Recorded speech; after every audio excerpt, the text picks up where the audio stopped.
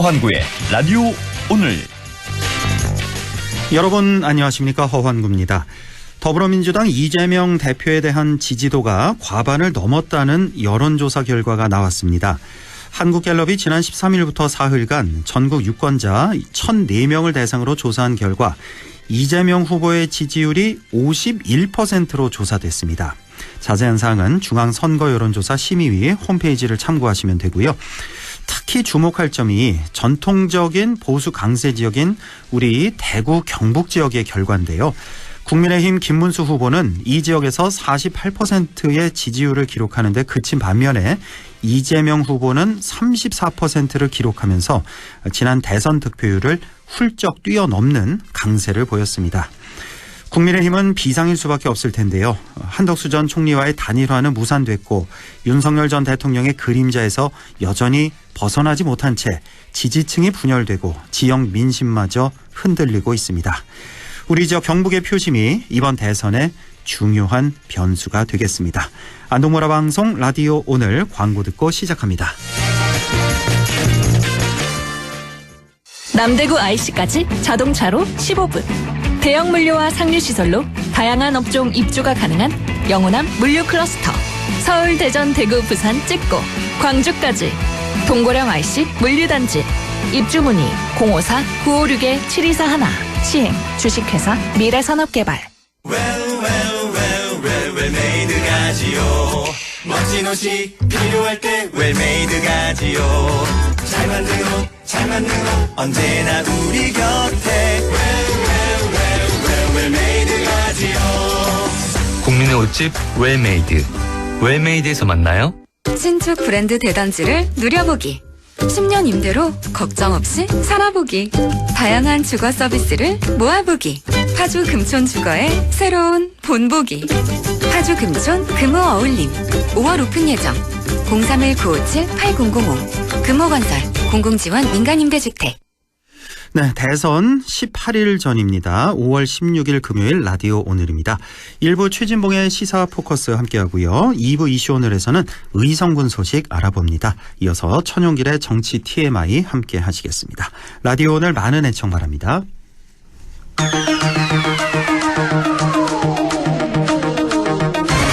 네, 최진봉의 시사 포커스 시작합니다. 오늘도 성공회대 최진봉 교수와 함께합니다. 안녕하십니까? 네, 안녕하십니까. 네, 대선이 이제 18일 앞으로 다가왔습니다. 현재까지 판세, 더불어민주당 이재명 후보가 뭐 압도적으로 유리한 상황이다, 뭐 이렇게 볼 수밖에 없겠네요. 각종 여론조사 네. 보니까. 예. 네, 그렇습니다. 여론조사 결과만 보면 뭐 많게는 뭐 다 말씀을 드릴 수는 없지만 차이가 20% 이상 나는 것도 있고, 그렇죠. 또 적어도 10% 이상은 나는 그런 결과들이 대부분의 여론조사 결과거든요. 예. 그렇다고 하면 제가 볼 때는 이재명 후보가 상당히 앞서가고 있는 건 분명하다. 그건 아마 국민의힘이나 개혁신당이나 이쪽에서 인정하는 것 같아요. 예. 지금의 판세 자체는 더불어민주당이 유리하고 두 후보, 김문수, 이준석 후보가 추격하는 양상이다 라고 하는 부분은 큰 이견이 없기 때문에 네. 이재명 후보가 특별한 이변이 없는 한 당선될 가능성이 높아졌다, 이렇게 볼 수 있겠죠. 예. 자, 이재명 후보 이제 본격 선거운동 시작하자마자 TK를 확 돌았고, 네. 또 그다음에 이제 PK를 돌았고. 근데 김문수 후보도 마찬가지였죠. TK, PK 그렇습니다. 같이 도는 그런 양상이었고. 또 오늘은 이재명 후보는 이제 전북을 찾았는데 오늘 좀 특이점이 익산역 앞에서 이제 유세를 했는데 그랬죠. 국민의힘을 얼마 전에 탈당한 무소속 김상욱 의원이 찾아와서 함께 유세를 했나 보네요. 오늘. 네, 맞습니다. 먼저 이재명 후보가 연설을 쭉 했고요. 네. 연설 막판에 김상욱 의원을 불렀습니다. 김상욱 의원이 그 연단 밑에 대기하고 있었거든요. 기다리고 있었거든요. 예. 그래서 아마 저는 그냥 뭐 그 연설에는 하지 않을 줄 알았어요. 그런데 네. 그냥 인사만 할 줄 알았는데 김상욱 의원을 부르니까 김상욱 의원이 연단에 올라왔고요. 이재명 후보가 마이크를 넘겨서 김상욱 의원이 또 얘기를 했습니다. 그래서 이재명 후보의 연설 중간에 김상욱 의원이 추가 연설을 했고요. 지지한다는 추가 연설. 예, 주요 내용은 진보냐 보수냐 이런 진영 논리에 빠지면 안 된다. 그런 정치는 잘못된 정치다 하는 게 주 내용이었어요. 네. 그리고 이제 이재명 후보가 보수적 가치를 가장 잘 실현할 후보다라고 얘기를 하면서 이제 지지하는 연설을 했고요. 끝나고 나서는 이제 포옹도 하고 이런 모습 보여주면서 김상욱 의원이 뭐 언제쯤 뭐 입당할지 안 할지는 아직 공식적으로 밝히지 않았잖아요. 예. 다만 이재명 후보를 지지하겠다는 공개적으로 얘기를 했기 때문에 머지않아 입당도 하지 않을까 그런 전망이 우세한 상황입니다. 아, 그렇군요. 반면에 국민의힘은 지금 선거 운동을 제대로 좀 못하고 있는 그런 모습이지 않습니까? 뭐 그렇죠. 그런 상황이에요. 유세 위치 선정 같은 것도 좀 여러 가지 문제가 좀 많은 것 같고 네. 지금 지난 경선 함께했던 뭐 한동훈, 홍준표 또 한덕수 후보까지 네. 다 이제 지금 사실상 등을 돌리고 있는 그런 상황이지 않습니까? 그렇죠. 김문수 후보는 여러 가지로 좀 힘들 것 같네요, 지금. 예. 지금 상황으로서는 그렇죠. 사실은 이게 김문수 후보 입장에서는 당내 기반이 그렇게 많지 않았거든요. 그리고 잘 아시는 것처럼 뭐 김문수 후보가 최종적으로 후보가 되긴 했지만 후보 등록 하루 전까지만 해도 한덕수 후보냐 김문수 후보냐 이러면서 엄청나게 갈등이 커진 상태 아니겠습니까? 그거 되게 오래전 일인 것 같은데 일주일도 안 됐어요. 지난 주말이었어요. 네, 맞습니다. 예. 그런데 김문수 후보 입장에서 너무 이제 제가 그냥 김문수 후보 입장에서 보면 안타까운 게 뭐냐면 당내 기반이 없다 보니까 그렇게 자기를 쫓아내려고 했던 사람과 함께할 수밖에 없는 거예요. 대표적으로 권성동. 그렇죠. 권성동 원내대표뿐만 아니라 신동욱 대변인도 그때 뭐 같이 그랬잖아요. 그렇죠. 그러니까 그렇습니다. 당의 주류라고 하는 분들은 대체적으로 뭐 잘 아시는 것처럼 의총이 와서 나가려고 하니까 못 나간다. 얘기 듣고 가라 이러면서 막 했던 의원들 다 있잖아요. 거기에. 그 대부분의 주류가 당의 주류가 김문수 후보에 대한 반대 입장이나 아니면 비토의 성향이 강했었는데 당내 기반이 없으니 그분들과 함께할 수밖에 없는 거예요.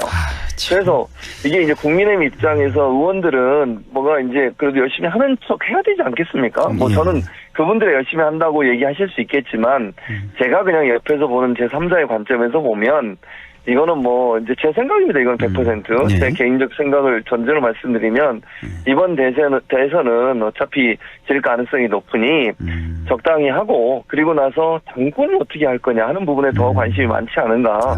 그러다 보니까 아까 말씀하신 것처럼 이재명 후보의 큰 걸개 그림이 걸려있는 그 건물 앞에서 유세를 하질 않나. 그러니까 또 뭐 유세차에서 물론 그 뉴스를 보도에 뭐 틀어졌다고 하지만 이재명 후보 그 출마 연설했던 거 광화문에서 그게 나오질 않나. 또 운동원들이 벤치에 누워서 이렇게 휴식을 취하는 장면, 잠을 자는 장면 이런 장면이 또 사진에 찍혀가지고 나오질 않나.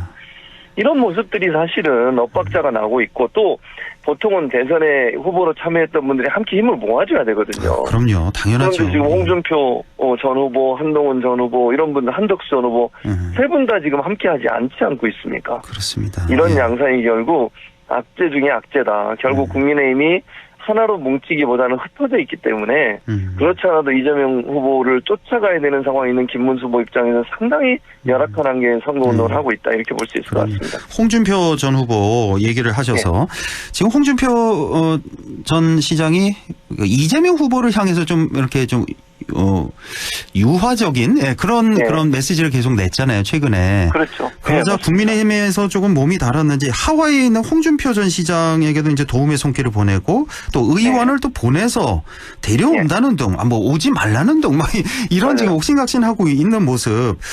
홍 전 시장은 역시 국민의힘으로 돌아가서 김문수 후보를 지지할 것 같지는 않네요, 지금 봐서는.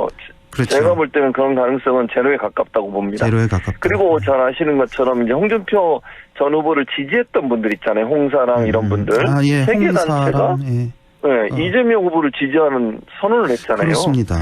그게 이제 저는 뭐 홍준표 전 시장과 교감이 있었냐 없었냐 이건 뭐 밝혀지지 않았지만 그분들 입장에서 홍준표 전 시장과 전혀 교감이 없이 그렇게 할 가능성이 저는 낮다고 봅니다. 그래서 홍준표 전 시장의 마음도 일정 부분 이번에는 뭐 이재명 후보 쪽으로 힘을 실어줘야 되겠다 하는 생각이 하지 않았을까라고 하는 게 제 추측이에요. 근데 만약에 지지하는 분들이 자기가 지지했던 홍준표 전 시장의 뭐 교감 없이 그런 행동을 했을 가능성이 낮다고 보거든요. 그 일부에서 뭐 잘 아시는 것처럼 실현 가능성은 없고 양쪽 다 부인했지만 총리를 홍준표 전 시장으로 생각하고 있다 이런 얘기까지 보도가 나오고 있잖아요.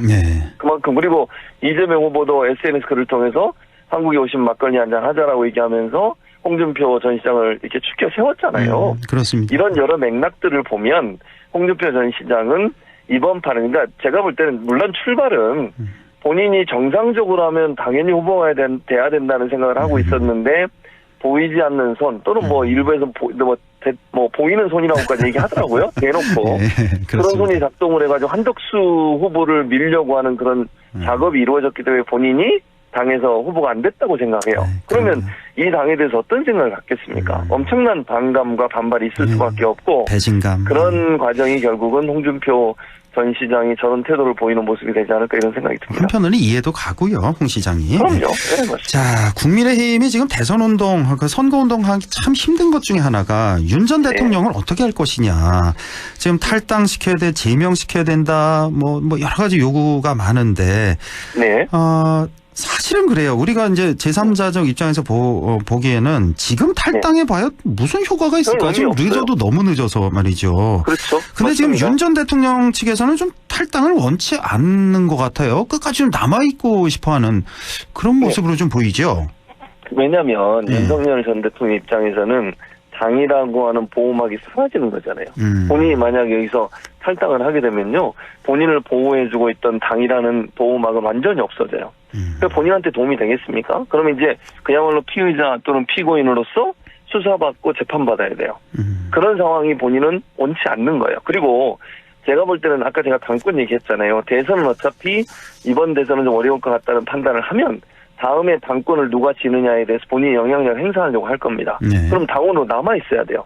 본인이 만약 탈당을 해버리면 예를 들면 당권 관련해서 대표를 뽑거나 전당대회 할 때 본인이 영향력을 행사할 수가 없어요. 외부 사람이 되는 거니까.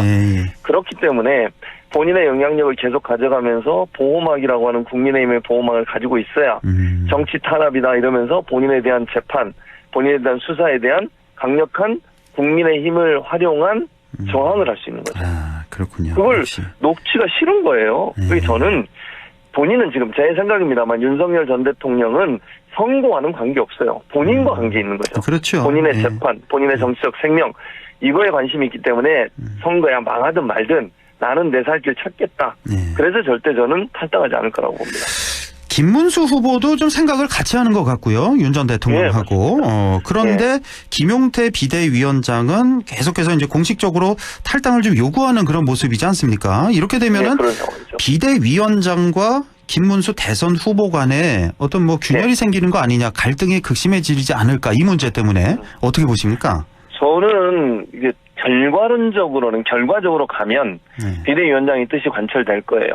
자, 김용태 결과적으로 지금 잘못 말씀드렸네요. 비대위원장이 아니고 대선 김문수 후보의 김문수 후보의 입장이 관철될 거라고 봅니다. 그렇습니까? 예, 저는 그렇게 보는데 이유가 뭐냐면 지금 비대위원장은 역할을 하고 있어요. 본인 입장에서 그렇게 하는 게 맞다고 생각하고 저도 그렇게 한다고 생각합니다. 그러나 이게 김용태 비대위원장이 그럴 수 있을 만큼의 어떤 정치적인 파워가 있겠냐. 물론 비대위원장이 당대표는 맞습니다만 당원 단계에 보면 당무 우선권이 후보에게 있어요. 그렇죠. 그럼 후보가 전향적으로 적극적으로 이 문제를 제기하면서 윤석열 전 대통령을 압박하는 데 앞장서지 않는 이상은요. 비대위원장이 아무리 소리를 쳐도 실제적으로 실현 가능성은 더 낮다고 봅니다. 근데 그렇지 않아도 김용태 위원장 입장에서는 여러 가지 얘기를 많이 듣잖아요. 꼭두각 신임이 얼굴 마담인 이런 얘기도 듣던 차에 이 윤 전 대통령 탈당 문제마저 자기 목소리가 묻힌다. 그럼 굉장히 이게 자괴감이 들 것 같은데요. 그렇죠. 근데 이제 이런 건 있을 수 있을 것 같아요. 만약에요. 김용태 지금 비대위원장이 계속 이렇게 이제 본인의 입장을 얘기하면서 하다가 그런 일이 벌어질지 모르겠습니다만 사퇴를 하게 된다거나 아니면 갈등이 계속 증폭돼서 그게 부각이 되면 본인한테는 마이너스도 있지만 플러스도 있다고 저는 봅니다. 왜냐하면 정치적으로 보면 클 수 있는 기회예요. 저는 그렇게 보거든요. 그렇죠. 나이가 지금 35살입니다. 35세의 가장 최연소 비대위원장이에요. 그러면 국민들의 여론이나 국민의힘 여론은 어떻게 되겠습니까? 나이 어른 비대위원장 세워놓고 얼굴마담 세워놓고 이렇게 공격을 하냐. 저 정치인은 어떤 게 해보려고 열심히 저렇게 하고 있는데 이 사람은 이렇게 만드느냐. 그렇게 이미지가 생기면 그게 꼭 나쁠까요? 저는 그렇게 생각하지 않거든요. 멀리 봤을 때. 김용태 비대위원장이 정치 인생을 이제 제가 볼 땐 오래전부터 정치를 하긴 했지만 실제적으로 큰 인물로 커갈 수 있는 기회가 된다고 저는 생각해요. 아, 그럴 수가 있겠네요, 정말. 그럼요. 이 갈등이 증폭되는 게 그렇게 손해가 아닐 수가 있겠군요. 당연하죠. 예. 원칙을 지키는 정치인, 예. 예컨대 예. 핍박받아서 물러난 비대위원장 이런 이미지가 생긴다고 생각을 해보세요. 김용태 위원장한테 그게 나쁠까요? 저는 그렇게 보이지 그렇군요. 않거든요. 아, 그렇게 해석이 또 되는군요. 아, 그럼요. 그래서 예. 저는 이게 안 되더라도 김용태 위원장은 그런 방향으로 갈 거예요. 그러다가 핍박을 받아서 본인이 뭐 물러나게 되거나 아니면 관철이 안 돼도 많은 국민의힘 또 중도층이나 아니면 합리적인 보수 입장에 있는 분들은 김용태 위원장이 큰 정치로 갈 수 있는 기반을 마련해주는 그런 지지 세력이 될 거라고 생각합니다. 네, 그럼에도 불구하고 국민의힘의 김용태 의원도 그렇고 김재석 의원도 그렇고 이 젊은 청년 정치인들 지난 계엄 과정, 그 탄핵 과정에서 보여줬던 그 모습은 사실은 좀 국민들의 시선으로 봐서는 좀 실망스러운 그런 모습이긴 했는데 예, 지금이라도 좀 열심히 좀 해야 될 것 같고요. 이준석 후보 얘기도 잠깐만 좀 해보죠. 지금 계속해서 뭐 젊음을 강조하고 대학생들 만나고 학식 먹고 뭐 그렇게 다니고 있는데 김문수 후보와의 단일화 계속해서 이제 얘기가 좀 나오고 있지 않습니까? 그렇죠. 결국은 단일화를 하게 될지 이게 초미의 관심인데 명태균에 달렸다 뭐 이런 얘기도 좀 있고 그래서 결국은 하게 될까요? 아니면 뭐 저는 안 할 거라고 봅니다. 안 한다. 저는 안 할 거라고 보는 이유가 가장 중요한 이유는요. 본인이 단일화해서 당선 가능성이 있으면 할 거예요. 근데 지금의 분위기로 봐서는요. 지금 이준석 후보 같은 경우에 뭐 한 10% 미만 정도의 지금 지지율이 나오잖아요. 두 자리가 안 나와요 지금. 예, 어떤 여론조사도. 예. 그런 상황이기 때문에 본인이 만약 단일화를 해도 실제적으로 이재명 후보를 넘어설 수 있는 수치가 나오기 어려워요. 두 사람이 합친다 하더라도. 예. 그런 상황이라면 괜히 내란 정당 또 내란 세력이라고 지금 공격을 받고 있는 국민의힘에 들어가서 본인이 희생양이 되는 것보다는 같이 공격을 하는 거죠. 그렇죠. 그러면 저는 이제 대선 후에 보수의 진영이 어떻게 될까 여기에 관심을 가져야 된다고 저는 보거든요. 예. 과연 국민의힘이 계속 존속할 수 있을까? 저는 그것도 의문이라고 생각합니다. 자, 보수의 재편이라고 하는 이 목소리가 나오게 되면 보수 진영이 하나의 텐트 안에 들어와서 새로운 세력화를 할 가능성이 저는 있다고 봐요. 아하. 그러니까 이게 대선 패배 이후에 대선 전에는 그게 이루어질 가능성이 없고요. 대선 패배 이후에 보수의 어떤 지각 변동이 일어날 때 본인이 중심적 역할을 하려면 내란 세력에 대한 강한 비판이 전제돼야 됩니다. 아, 그렇죠. 예. 그러면 국민의힘에 들어가서 김문수 후보와 함께 보세요. 내란 세력화 돼버리는 거예요. 그게 본인한테 무슨 자산이 되겠습니까? 그러니까 본인은 제가 볼 때 10%를 달성하는 목표를 가지고 계속 될 겁니다. 그래서 저는 토론에서도요. 이재명 후보도 물론 공격을 많이 하겠지만 저는 김문수 후보에 대한 공격을 강하게 할 거예요. 오히려 김문수 후보를 더 공격한다. 예. 그렇죠. 내란 세력 그다음에 비상계엄 선포에 대한 문제점을 계속 부각할 겁니다. 그러면서 마치 본인이 합리적인 보수의 뭐랄까 상징 이런 이미지를 만들어낼 거예요. 그런 이미지를 통해서 결국 어떻게 하겠습니까? 본인이 보수 재편에서 주도권을 쥐는 거죠. 그런 이미지로 갈 가능성이 높기 때문에 저는 단일화하지 않고 완주해서 10% 넘는 득표율을 높이는 일에 달성하는 일에 올인할 거라고 생각합니다. 그게 아마 대부분의 생각일 것 같은데 지난 대선에서 안철수 후보가 막판에 며칠 남겨놓고 단일화할 생각을 아무도 못했잖아요.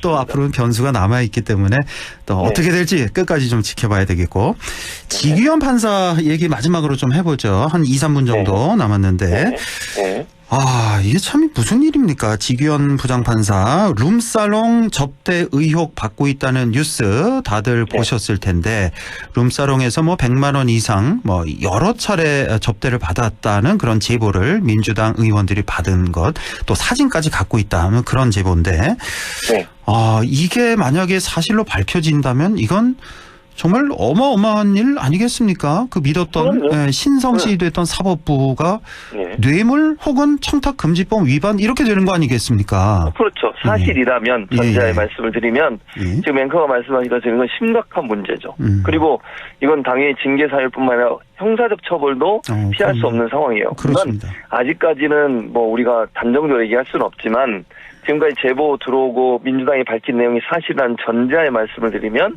이건 심각한 문제고요.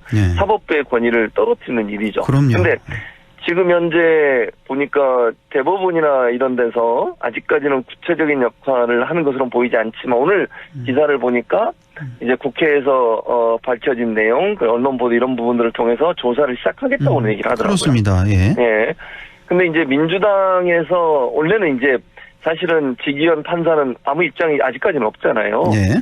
그런 상황인데 지기현 판사의 얼굴이 찍힌 사진이 있다라고 공개를 했었습니다. 물론 사진은 공개하지 않았지만요. 예. 근데 이 사진을 공개할까 말까 고민하다가 언론 보도를 보니까 대법원에 이 사진을 넘기겠다라는 뉘앙스의 언론 보도가 나왔더라고요. 언론에 다 국민들에게 공개하는 건 아니고 법원 행정처에다 넘기겠다. 넘기겠다. 그러면 이제 징계하라는 거죠. 한마디로 얘기하면 이걸 가지고 조사해서 징계해라. 라고 하는 의미라고 저는 생각하는데 그런데 만약에 대법원에서 미온적으로 나오거나 이걸 징계하지 않게 되면 어떻게 되겠습니까? 그것도 이제 공개를 해야 돼요. 불가피하게. 그래서 그런 상황이 갈지 안 갈지는 모르겠지만 지기현 판사 입장에서는 아무 입장 정리가 없으니까 지금으로서 의혹이 계속 커질 수밖에 없어요. 그리고 이거는 이제 다른 고발뉴스 이상호 기자라고 있지 않습니까? 이분이 말한 걸 들어보면 이게 한 군데가 아니고 그분 말이에요, 이거는. 제보, 본인한테 들어온 제보는 3군데다라는 얘기를 하고 있더라고요. 이건 사실인지 아닌지 모릅니다. 지금 3군데, 룸사롱이 3군데라고요? 뭐 그렇게 얘기를 하더라고요. 그러니까 이게 사실인지 아닌지도 확인이 필요한 부분이에요. 그러니까 이게 지금 민주당에 들어온 제보와 또 다른 곳에서 뭐 뉴탐사라고 하는 언론사에 들어온 제보가 각각 다른 장소에 대한 제보다라고 하는 게 이상호 고발뉴스 기자의 지금 말이거든요. 그래서 이 부분도 차제에 조사가 필요하겠다. 이게 정말 한 군데인지 아니면 또 다른 군데가 있는 것인지 하는 부분에 대한 조사는 뭐 불가피할 것 같아요. 왜냐하면 이게 국회에서 나왔던 얘기이기 때문에 이걸 그냥 넘어갈 수는 없잖아요. 그렇죠. 물론 뭐 지기현 판사가 억울하게 누명을 쓸 수도 있고 아니면 의혹이 사실이 아닐 수도 있습니다. 그건 분명히 전제로 하고 말씀을 드리는 건데 그래서 이 부분에 대한 조사가 이루어져서 명명백백하게 밝혀져야 되는데 이게 사실인지 아닌지. 왜냐하면 국민들은 이미 이렇게 보도가 나가고 국회에서 반응이 나왔기 때문에 의심의 눈초리를 갖고 있어요. 그럼 이걸 걷어내기 위해서라도 반드시 사실관계에 대한 조사는 필요하다고 생각합니다. 지기현 판사 상당히 중요한 인물 아니겠습니까? 지금 윤석열 그럼요. 재판을 담당하고 있고 뿐만 아니라 그 외 사령관들 내란 관련 재판 여러 개를 맡고 있기 때문에 상당히 중요한 위치에 있다는 거. 이대로 계속 재판을 진행해도 되냐 이런 문제 제기가 안 나올 수가 없는 그런 상황입니다. 예. 자, 지금까지 성공회대 최진봉 교수와 함께했습니다. 고맙습니다. 네, 감사합니다. 네, 라디오 오늘 2부에서 뵙겠습니다.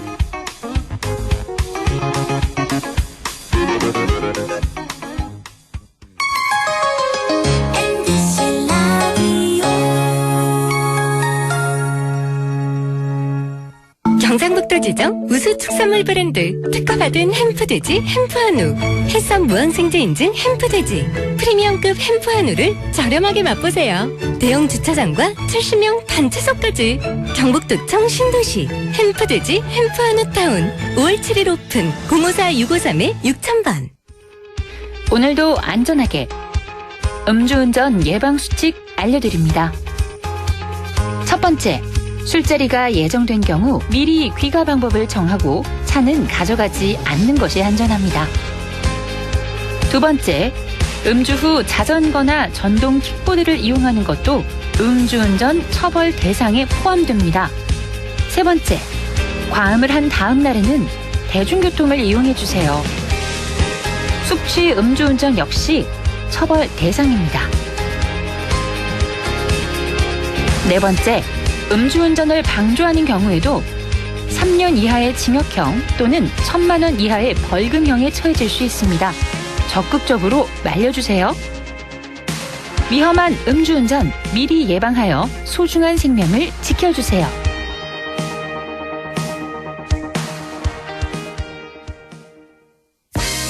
안녕하세요, 홍예슬입니다.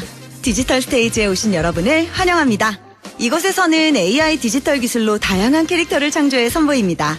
여기가 어디야? 세계 어디든 갈 수 있고 다른 시대를 살아볼 수도 있고 스포츠 선수도 우주인도 되어 지구를 구할 수도 있어요. 멋지죠? 하지만 누군가 범죄에 이용한다면 가상의 내가 범죄자도 예슬아. 야, 나 급한데 송금 좀 빨리. 가짜뉴스의 피해자도 될 수 있습니다. 홍예슬 씨가 갑자기 은퇴를 선언하였습니다. 저 아니에요. 모두가 누리는 기술, 지켜야 할 책임도 함께합니다. 공익광고 협의회.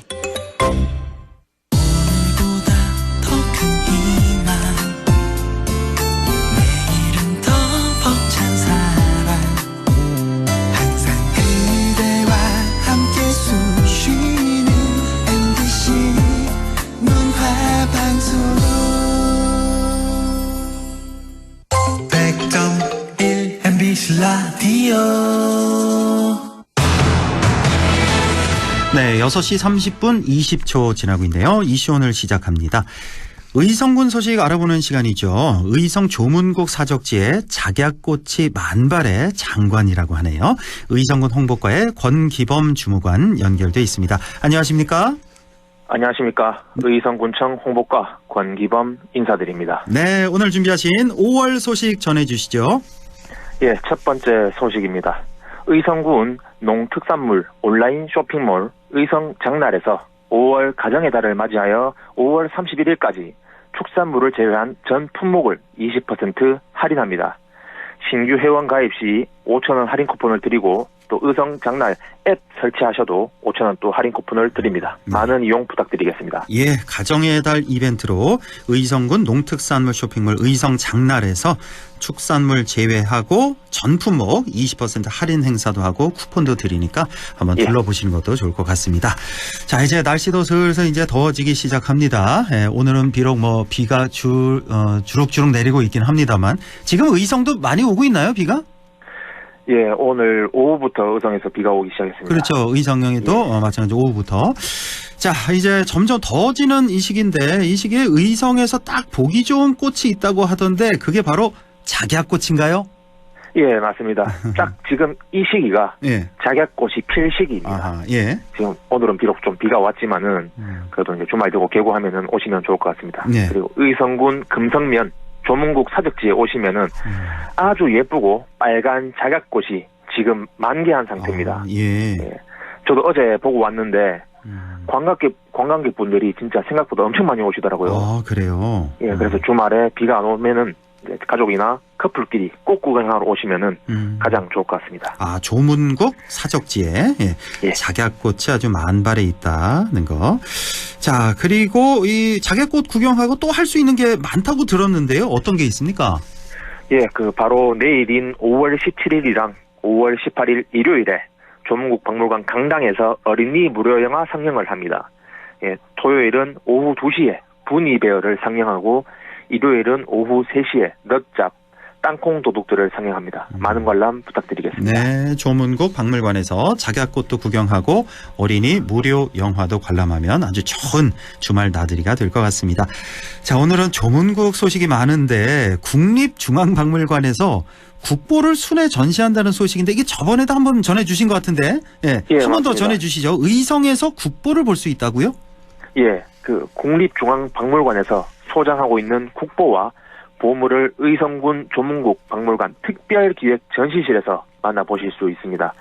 기간은 6월 3일부터 8월 3일까지 약 2달간 보실 수 있습니다. 아, 2달간 볼 수 있는 보물이 되겠습니다. 국보와 보물. 국보는 어떤 게 있습니까?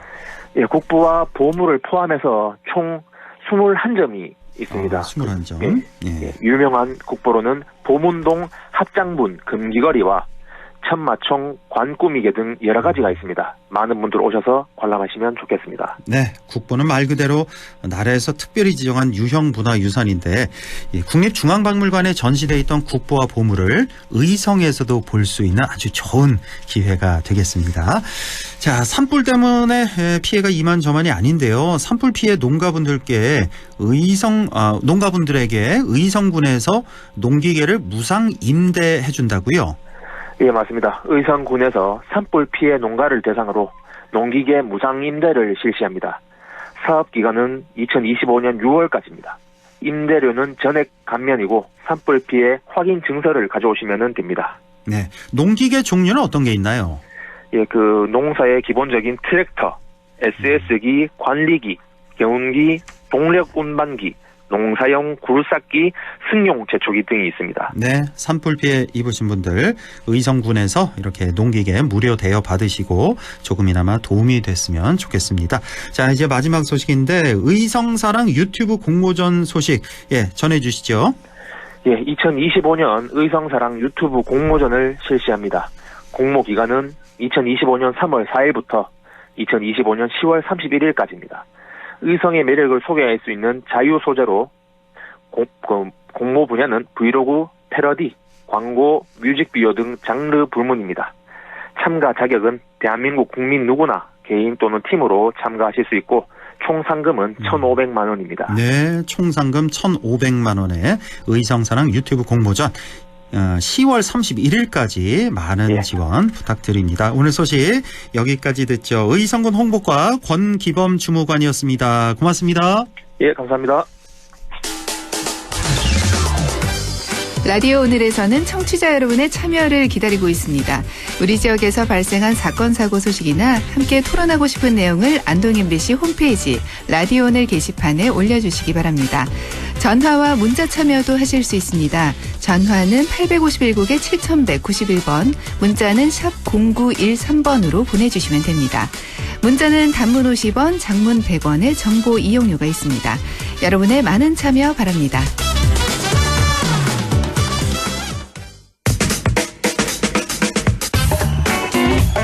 천용길의 정치 TMI 천용길 시사평론가와 함께합니다. 안녕하십니까? 네, 안녕하십니까? 네, 오늘 정치 TMI 주제는요? 네, 이번 주 월요일부터 대통령 선거운동이 공식적으로 시작을 했습니다.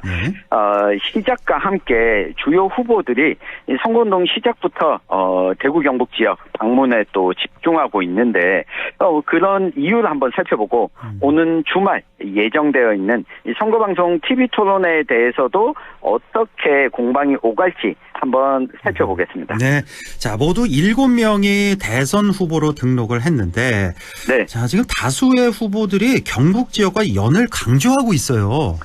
맞습니다.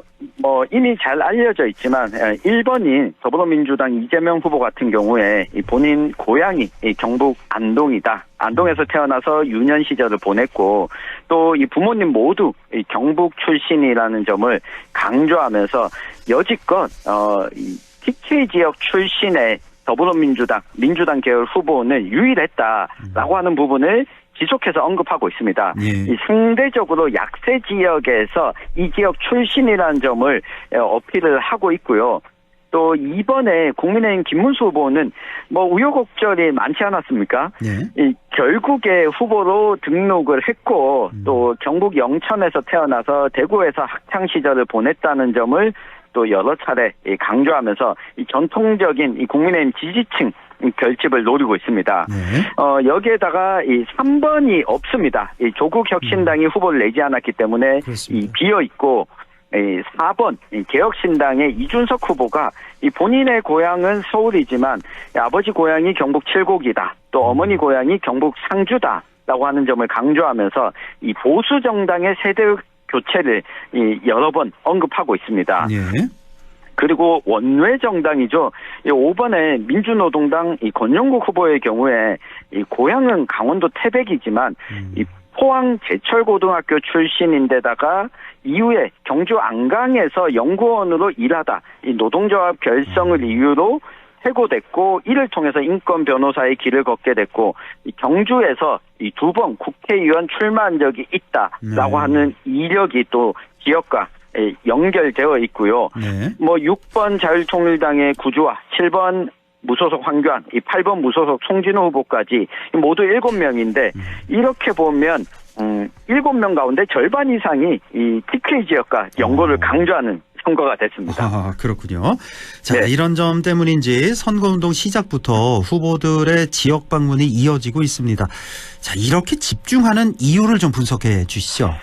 네, 후보별로 살펴보자면요. 먼저 이재명 후보의 경우에는 지금 역대 최다 득표율 당선을 목표로 하고 있습니다.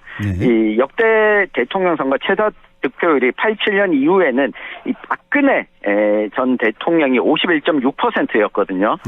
이걸 넘어서겠다라고 하는데 그러려면 대구 경북 지역 득표율이 매우 중요합니다.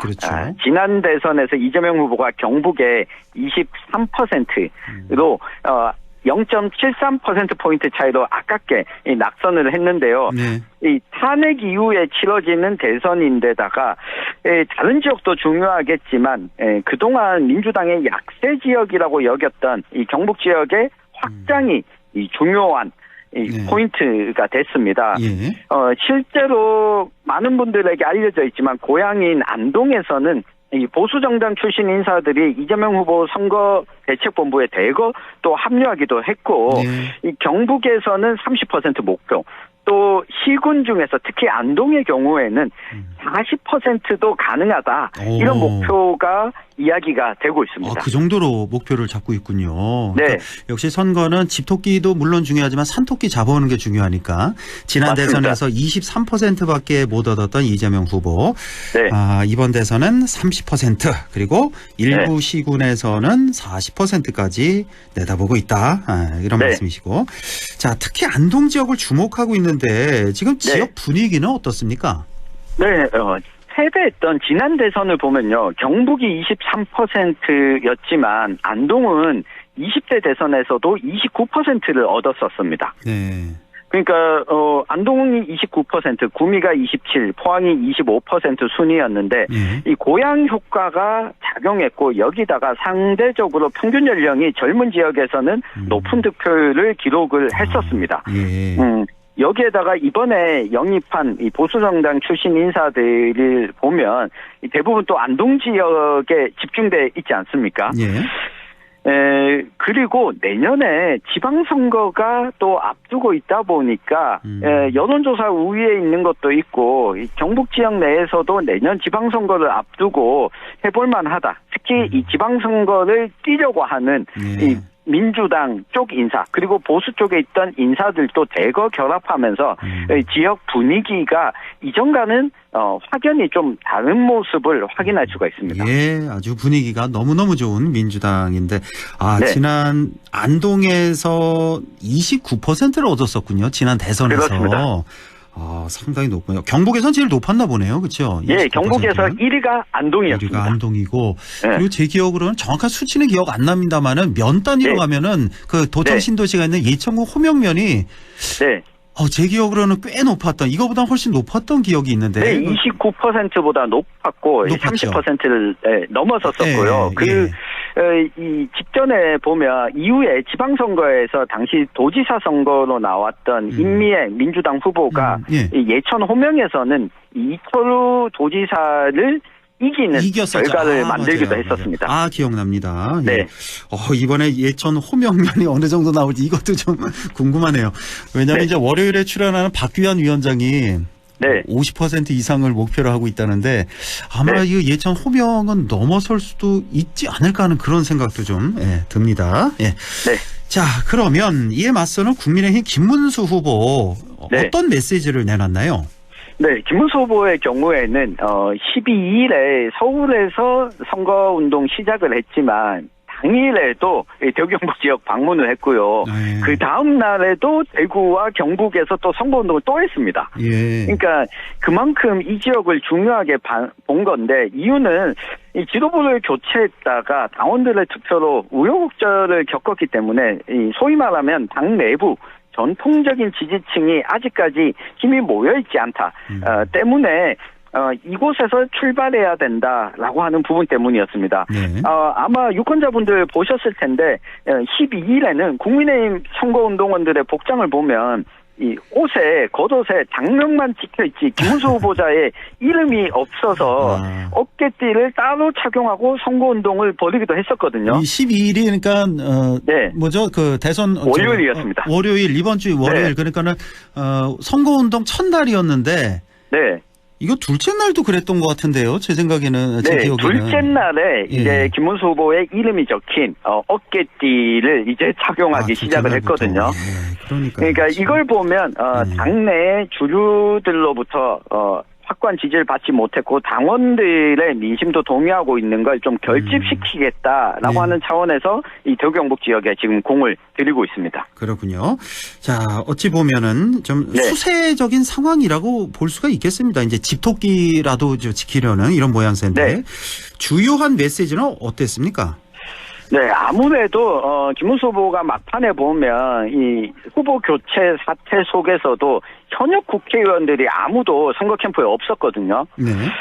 게다가 탄핵에 대해서도 입장이 애매모호하면서 소위 그 한동훈 전 후보 같은 경우에 선거 캠프에 합류 안 하고 있지 않습니까? 때문에 13일 대구 경북 선거대책위원회 출정식에서 이 박정희 전 대통령 이야기를 주요하게 언급을 했습니다. 그러니까 어느 정도 예상이 됐던 부분인데 당내 이렇게 결집이 약한 상황에서 보수층의 결집도를 높이려면 당내 그 누구도 이 이론을 제기하지 않는 박정희라는 이미지를 다시 한번 활용하겠다라고 하는 것으로 보이고요. 그러면서 계엄에 대해서는 잘못했다고 사과하면서도 윤석열 전 대통령 출당에 대해서는 이 도리가 아니라고 밝힌 것도 초기 전통적 보수 지지층을 결집하겠다라고 하는 차원으로 해석되는데 이게 과연 집토끼는 결집시킬 수 있을지라도 이 중도층 확장에는 과연 이것이 유리한 선거운동 전략인지는 조금 더 지켜봐야겠습니다. 그렇네요. 뭐 당내 문제도 많고 마음은 급한 이런 김문수 후보가 되겠고, 자 이준석 후보는 어떻습니까? 네, 이준석 후보의 경우에도 13일 선거운동 둘째 날 대구에서 하루 종일 오전부터 이 저녁까지 유세를 했었거든요. 그러면서 김문수 후보에 표를 주면 확실한 2등으로 1등 가능한 후보를 선택해야 한다. 이 세대 교체를 강조했었는데요. 아마 경북 유세 일정도 이번 주 선거운동 초반부에 좀 집중이 될 것으로 예상이 됩니다. 여론조사가 지역만 따로 여론조사가 하나 나왔는데 이 매일신문이 한길리서치에 의뢰해서 10일, 13일 이틀 동안 이 대구와 경북에 거주하는 18세 이상 남녀 1,101명을 대상으로 여론조사를 실시했는데 이 결과 김문수 후보가 53.1%, 이재명 후보가 3.9%, 이준석 후보가 7% 나왔거든요. 그러니까 보수층의 김문수 후보의 결집이 어느 정도 이뤄지고 있다. 그러면서 민주당 이재명 후보는 대구 경북 전체가 30%를 넘은 수치거든요. 이게 민주당 입장에서는 좀 기분 좋은 여론조사 결과가 아닌가 싶고, 상대적으로 개혁신당 이준석 후보 입장에서는 이 대구 경북에서 좀 치고 나가야 되는데 그렇지 못한 결과가 나왔는데 이러한 결과들로 인해서 선거운동 중반부까지도 경북 지역 그리고 대구 지역까지 이 주요 후보들의 유세 집중이 이어질 것으로 보입니다. 자, 단답식으로 좀 여쭤보겠는데 이준석 후보, 김문수 후보와 단일화 할 것 같아요? 아니면 안 할 것 같아요? 네, 단일화는 안 할 것 같습니다. 99% 안 할 것 같습니다. 안 한다. 한번 좀 지켜봐야겠네요. 자, 이번 주 일요일, 그러니까 내일 모레네요, 벌써. 첫 번째 그 선거방송 TV 토론회가 예정돼 있죠? 네, 선거방송 TV 토론회, 초청 후보 토론회는 모두 3번 열리는데요. 이번 주 일요일 저녁 8시에 SBS에서 경제 분야고요. 23일 같은 시각에 KBS에서 사회 분야, 그리고 27일 MBC에서 이 정치 분야 이 토론회가 열리는데 초청 대상은 이 국회의원을 5명 이상 보유하고 있거나 직전 선거들에서 3% 이상 얻은 정당의 후보여야 됩니다. 그리고 한 달 전 여론조사 지지율에서 평균 5% 이상 얻은 후보가 초청 대상인데 그래서 이재명, 김문수, 이준석, 권영국 후보까지 4명이 초청 대상이 됐는데 이 후보들 모두 다 앞서 언급했던 것처럼 이 대구 경북 지역과 이 연관이 있는 후보들이 대상이 됐습니다. 그렇군요. 자, 이번 토론은 어떻게 진행될 것 같습니까? 네, 이 부분을 좀 주목해 보셨으면 좋겠습니다. TV 토론을 잘하면 당선이나 득표율에 영향이 있겠냐. 이걸 매번 정치학자들이 분석을 했습니다. 그런데 이 결과를 보니까 이 선거 당락에는 크게 영향을 안 미친다. 왜냐하면 19대 대선에서 TV토론 2017년 누가 제일 잘했냐 이 조사를 했더니 1위가 정의당 심상정, 2위가 당시 바른정당 유승민이었거든요. 1, 2위보다 주목해서 봐야 될 거예요. 꼴찌를 봐야 됩니다. 당시 안철수 국민의당 후보가 1.9%만 잘했다고 응답을 했거든요. 그러니까 이 잘한 것이 곧 득표로 이어지진 않지만 이 TV 토론에서 호감도를 보이지 못하거나 너무 못하게 되면 이것이 일정 부분 지지율 하락에는 아주 큰 영향을 미칠 수 있다라고 하는 겁니다. 잘하면 본전, 못하면 폭삭 망하는 거네요. 그러니까. 그렇습니다. 이런 결과는 지난 20대 대통령 선거 후보자 토론회 결과 분석에서도 또 확인을 할 수가 있는데요. 당시 호감도에 미친 영향력을 보면 민주당 이재명 후보와 국민의힘 윤석열 후보의 경우에 호감도는 TV토론회 시청하기 이전보다 이후에 평균값이 증가했습니다. 네. 그러니까 우리가 TV토론 잘했다 못했다 기준이 아니라 지지층이 강하게 결집하는 효과로서 TV토론이 있었는데 반면 국민의당 안철수 후보와 그리고 정의당 심상정 후보는 호감도가 TV토론 이전보다 감소했거든요. 그러면서 안철수 후보는 윤석열 후보와 단일화를 하기에 이르렀고 정의당 심상정 후보는 상대적으로 기대치에 못 미치는 득표율을 얻게 됐는데 이걸 정리해보면 선거방송 TV토론은 잘하는 것도 중요하지만 일단 못하지 않아야 된다. 첫 번째. 못하지 않아야 된다. 예. 네. 그리고 두 번째가 이 본인에게 지지를 보낼 포지션이 어디냐 위치를 잘 잡고 지켜보는 사람들을 잘 살펴야 된다. 그러니까 왜냐하면 정의당 심상정 후보의 경우에는 이때 그러니까 윤석열이 대통령이 되는 것도 뭐가 문제냐 이 발언이 소위 그러니까 전통적인 민주당 지지 성향, 진보정당 지지 성향 유권자들로부터 좀 마이너스가 됐었거든요. 예. 그런데 이번 선거방송 TV토론의 경우에는 민주노동당 권영국 후보의 존재가 민주당 이재명 후보에게도 나쁘지 않을 수 있다. 아, 같은 진보 계열이니까.